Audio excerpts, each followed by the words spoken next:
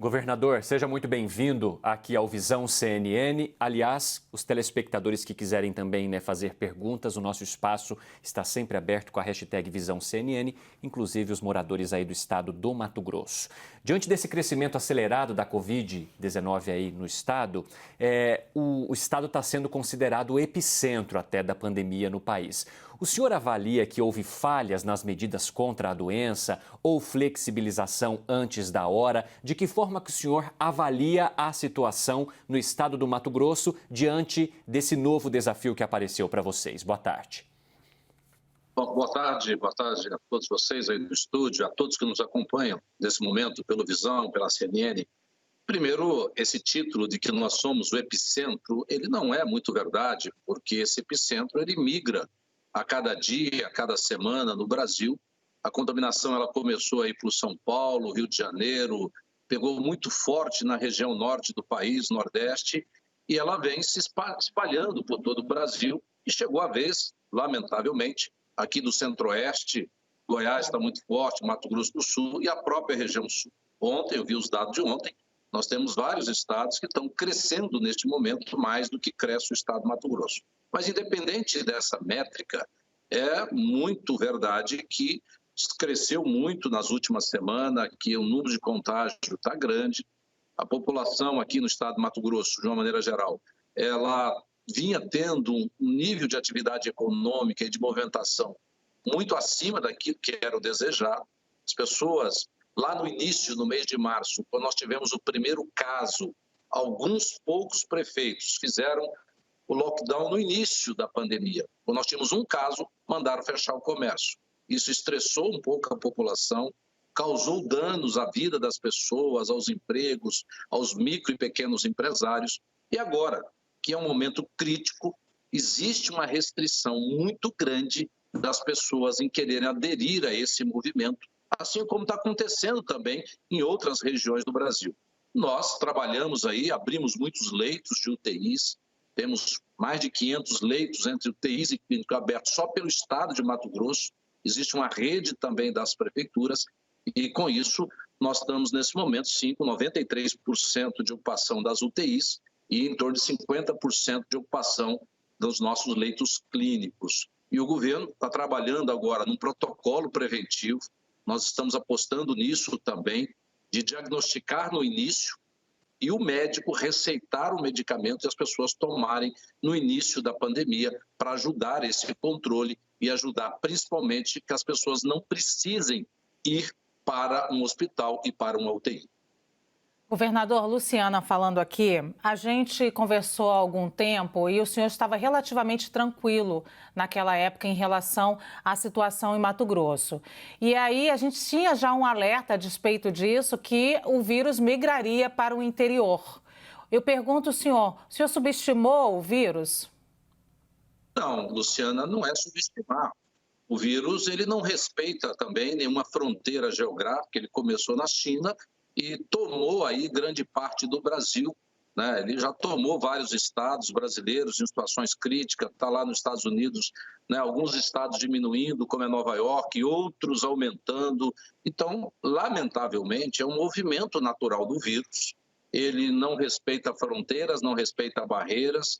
Por mais que você faça, né, o dever de casa, eu acredito que muitos fizeram, e nós fizemos aqui, abrindo leitos de UTIs novos para poder atender a população, nós temos sim um momento crítico e vamos superar, assim como há poucas semanas atrás era Manaus, era Fortaleza, eram alguns estados do Nordeste, e isso foi diminuindo, está chegando aqui na região centro-oeste e sul do Brasil. O que nós precisamos nesse momento é concentrar energia para abrir mais leitos, estamos abrindo mais leitos nas próximas semanas, tanto o governo diretamente e junto com as prefeituras, com o apoio do governo federal, e também fazer essa aposta nas medidas preventivas, que seja o medicamento ou que seja, né, o distanciamento social, que está comprovado que ele é um remédio amargo, mas eficiente. Governador, ainda nessa linha do que a Luciana te perguntou, quando o senhor testou positivo para a Covid-19, o senhor nos deu uma entrevista aqui na CNN e o senhor inclusive citou que era mais barato abrir leitos do que fechar a economia. O senhor ainda mantém essa posição? Olha, fechar a economia não é um problema só econômico, né? Se fosse só um problema de diminuir a arrecadação do governo, isso a gente poderia tranquilamente suportar, poderíamos relevar isso a segundo plano. Quando você fecha drasticamente a economia, você causa danos muito terríveis também na vida das pessoas, né? Então, não é uma coisa contra a outra. Não é uma coisa contra a outra. As duas coisas são importantes. Abrir leitos, salvar vidas é importante. E também não arruinar as vidas das pessoas, porque o desemprego é muito dolorido. Tem muita gente que morre de fome, tem muita gente que tem as suas vidas arruinadas porque perde o emprego, porque as microempresas não conseguem sobreviver e elas morrem, e morrem com elas os empregos que elas geram. Então, essas mortes também são muito doloridas, assim como cada vida que lamentavelmente se perde é muito dolorido. Não podemos colocar uma coisa contra a outra. Todas elas são importantes. Eu disse naquele momento porque o governo fez esse movimento de abrir leito, apostamos nisso, mas lamentavelmente tudo que nós abrimos não foi suficiente, né, para o nível de contaminação que nós tivemos até o presente momento. Governador, vou seguir a linha também aqui de algumas pessoas que estão comentando na internet, provavelmente moram aí em Mato Grosso, e eu lhe pergunto sobre leitos. Tem gente morrendo por falta de leitos? O que o governo pretende, o que o governo está fazendo de urgência? Olha, dizer que tem gente morrendo por falta de leitos, eu não sei se é uma formação tecnicamente correta. Existe hoje, sim, uma falta de leitos. A nossa fila ontem estava em 70 pessoas aguardando as UTIs. O governo abriu entre sexta-feira e segunda-feira mais 34 UTIs novas. O problema é que o governo sozinho não dá conta desse recado. Nós estamos tentando, junto com as prefeituras, porque algumas prefeituras, como é o caso aqui da capital, ela é gestora plena. Ser gestora plena significa ela cuida da saúde, o governo federal e o governo do estado pagam a conta. E, lamentavelmente, algumas prefeituras não conseguiram fazer isso. A prefeitura daqui da capital, por exemplo, ela não abriu nenhum leito novo nesses quase 4 meses. Ela remanejou as UTIs que existiam para atender Covid. E aí está faltando UTI para as outras comorbidades. Outras prefeituras, né, como o caso de Rondonópolis, que é gestora plena, o prefeito prometeu abrir e não conseguiu. Então, o governo sozinho tem dificuldades, não tem perna suficiente. Nós estamos dizendo, olha, nós pagamos a conta, pode abrir. O governo federal está ajudando, o governo do estado complementa essa conta para que todos possam se esforçar. E também não é só uma questão de querer fazer. Hoje existe no mercado uma falta de medicamento. Aqui nós temos um problema de falta de profissionais que a gente vai aos trancos e barrancos resolvendo, trazendo gente de fora, trazendo empresas de fora com profissionais para abrir essas UTIs. Mas a falta de medicamentos exclusivos de UTI é um problema que a gente vive aqui no estado e que muitos estados brasileiros, a maioria, está vivendo. A gente tem estoques mínimos aí para 10 dias, para 15 dias, o governo federal manda um pouco, a gente corre, compra um pouco. Os laboratórios não vendem a quantidade que a gente quer, porque como está faltando matéria-prima, eles vendem só um pouquinho para também atender outros estados e outras cidades corretamente. Então é um momento delicado que a gente tem que trabalhar muito, se esforçar muito, para minimizar qualquer dor ou qualquer vida que, lamentavelmente, possa ser perdida. E para minimizar isso, tem a ver com a pergunta do Marcelo, que participa do Visão pela hashtag. Ele quer saber se vocês ainda estudam a possibilidade de decretar lockdown em muitos locais. Olha, o governo do estado de Mato Grosso, nós apostamos numa filosofia um pouquinho diferente, baseada em critérios técnicos e muito semelhante a que muitos estados estão fazendo. Nós, baseado nos dados epidemiológicos, nos dados de contaminação, que o governo centraliza isso, baseado nas informações dos municípios, nós soltamos toda segunda-feira e toda quinta-feira a classificação de risco de cada município baseado nesses dados.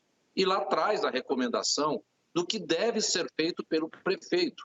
Por que o governo não toma essa decisão? Ora, eu como governador não posso tomar uma decisão única para o estado como um todo, porque a realidade de contaminação ela é diferente. Tem município que tem 2 casos, 5 casos, é um nível de contaminação muito baixa. E aqui em Cuiabá, e a capital e algumas outras cidades, nós temos esse nível de contaminação muito alto.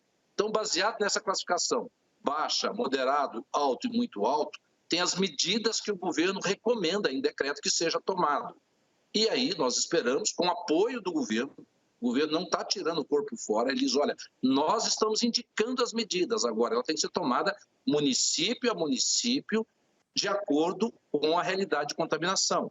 Exatamente para minimizar esse dano econômico na vida das pessoas, senão vai parar o estado inteiro, quando muitas cidades ela tem nível de contaminação ainda muito baixo. E aquelas que têm muito alto, tem que tomar a medida. Quando o prefeito não toma, está vindo o judiciário, o Ministério Público, e aí determinando o lockdown. O governo, ele acha assim que nesse momento, as medidas de distanciamento social mais severa, como lockdown, é um remédio amargo, mas necessário nesse momento. Governador, algumas pesquisas indicam aí a contaminação muito grande entre os profissionais de saúde e até mortes entre os profissionais de saúde aí no estado. Falta material humano? Falta EPI também para os profissionais de saúde? Não, o governo do estado de Mato Grosso, nós temos estoques praticamente para 4 meses de pandemia de todos os itens de EPIs necessários para os nossos hospitais, para as nossas unidades que são próprias do governo do estado de Mato Grosso. Nós temos estoques, compramos na China, recebemos um pouco do governo federal, compramos no Brasil. Nós temos estoques de EPI de todos os itens, vou repetir, para 4 meses de pandemia, seguro nos nossos almoxarifados e nos nossos hospitais. Problema de pessoal? Nós temos sim, porque quem lida com vírus no dia a dia, por mais que esse profissional tome cuidado, que ele use o EPI, ele pode pegar no local de trabalho, pode pegar em casa, pode pegar em algum outro local, e aí o protocolo diz que você tem que afastar esse profissional. Então, nós vivemos aí numa rotatividade de afastamento de pessoas, de profissionais da saúde, em torno aí de 15%, 20% se afastando aí a cada 15 dias, ou por contaminação, ou porque alguém em casa se contaminou e ele é parte do grupo de risco, tem que se afastar, ou porque ele tem mais de 60 anos de idade. Tem muita gente com mais de 60 anos de idade, os médicos mais experientes, e é grupo de risco e aí acabam se afastando. Então, é uma situação difícil que nós estamos vivendo aqui e que não é diferente daquilo que vive ou viveu muitos estados brasileiros.